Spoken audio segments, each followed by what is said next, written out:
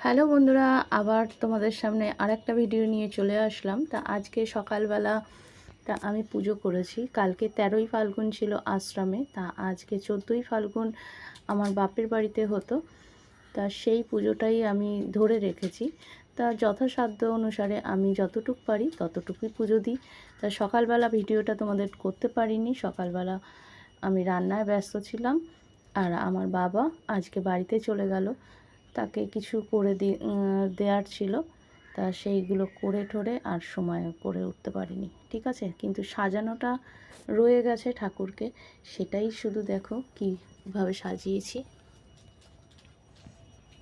আজকে গুরুদেবকে একদম মালা দিয়ে গোলাপ ফুল দিয়ে সাজিয়েছি। দেখো,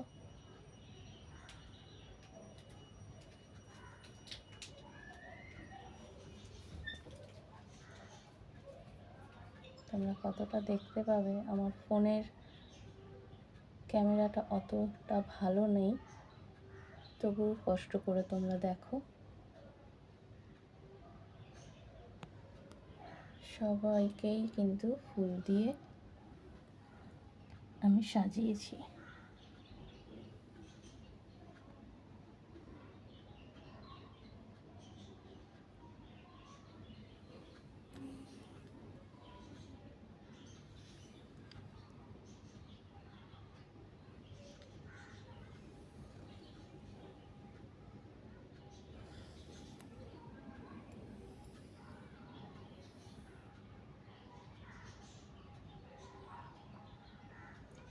আর আমার রাজরানী মাকে দেখো,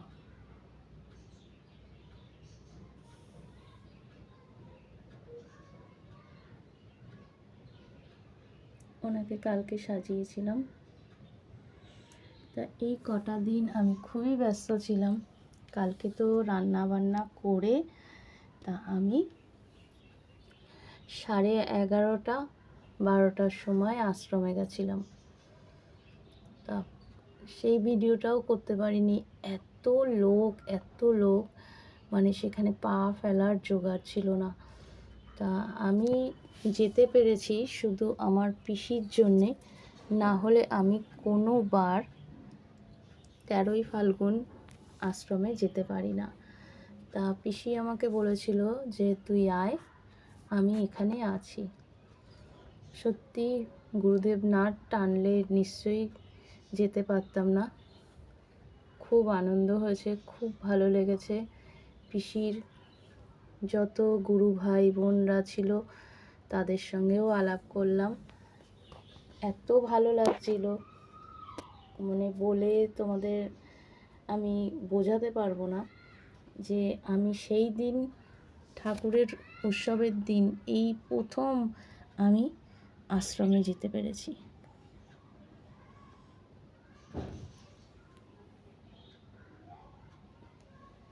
তা দেখেছো বন্ধুরা,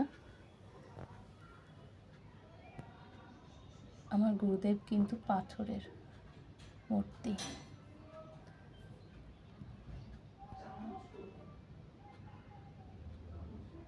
তা ভিডিওটা এখানেই স্টপ করলাম।